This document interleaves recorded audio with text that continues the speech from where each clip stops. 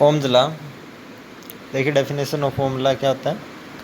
यदि किसी चालक की भौतिक अवस्थाएं जैसे ताप, दाब, लंबाई, क्षेत्रफल आदि स्थिर रहे तो उसके सिरों के मध्य उत्पन्न विभवांतर प्रवाही धारा के समानुपाती होता है।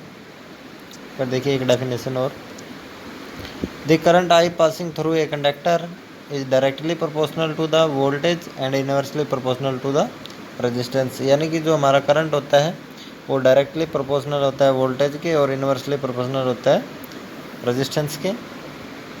देखिए जो ओम लॉ होता है इसमें हमारा टेम्परेचर कांस्टेंट होता है।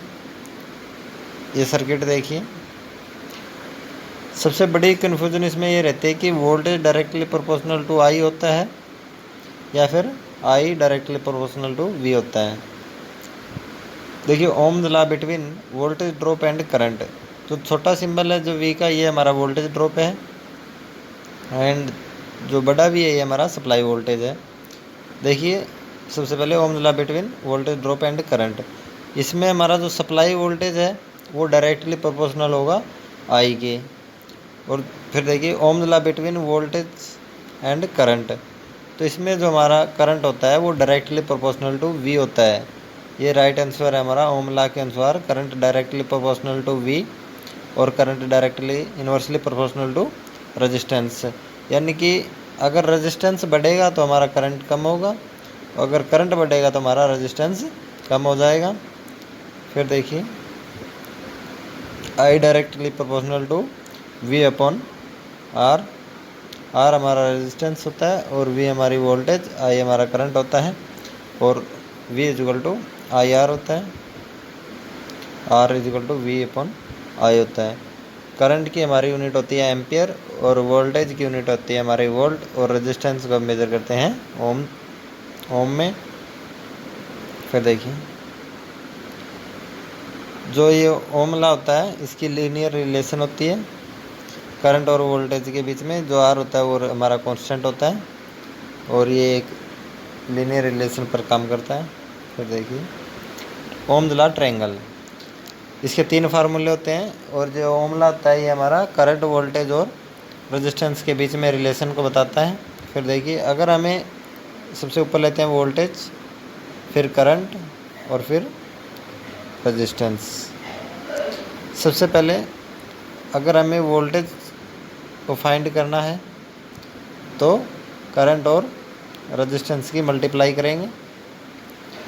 फिर हमें अगर आई करंट निकालना है तो हम वी अपॉन आर लेंगे, वोल्टेज बटे रेजिस्टेंस। अगर हमको रेजिस्टेंस फाइंड करना है तो हो जाएगा हमारा वोल्टेज अपॉन करंट। फिर देखिए जो ये हमारा ओम लॉ होता है ये हमारा लीनियर सर्किट पर काम करता है। फिर ये पता होना चाहिए कि लीनियर और नॉन लीनियर क्या होता है। डेफिनेशन देखिए लीनियर सिस्टम की, जब आउटपुट इनपुट के पैटर्न को फॉलो करता है इसे लीनियर सिस्टम कहते हैं, या हम दूसरी डेफिनेशन कहते हैं इनपुट में चेंज होने के साथ साथ आउटपुट में भी चेंज हो, इनपुट में चेंज होने के साथ साथ आउटपुट में भी साथ साथ उसी प्रकार चेंज हो तो लीनियर कहलाता है। नॉन लीनियर सिस्टम की डेफिनेशन देखिए, इनपुट में चेंज होने के साथ साथ आउटपुट में भी साथ साथ चेंज ना हो तो नॉन लीनियर सर्किट कहलाता है। नॉन लीनियर हमारा हो जाता है सेमीकंडक्टर है, डायोड है, और हमारा लीनियर सिस्टम में आ जाता है जैसे करंट, वोल्टेज, रेजिस्टेंस, कैपेसिटर। फिर देखिए ओम्स लॉ की कुछ एप्लीकेशन है। Number 1, to determine the voltage, resistance और current of an electric circuit.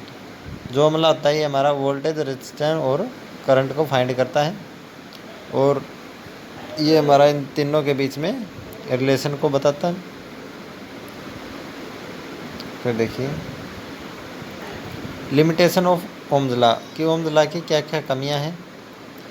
कि नंबर 1 तो हम जो ओम्स लॉ है इसको ओनली हम लीनियर सर्किट पर यूज कर सकते हैं, और ये है जो ओम्स लॉ है ये हमारा डायोड, ट्रांजिस्टर और सेमीकंडक्टर पर काम नहीं करता है, या फिर हम कह सकते हैं जो हीटिंग वाला कंडक्टर होता है उस पर भी हमारा जो ये ओम लॉ है वो काम नहीं करता है।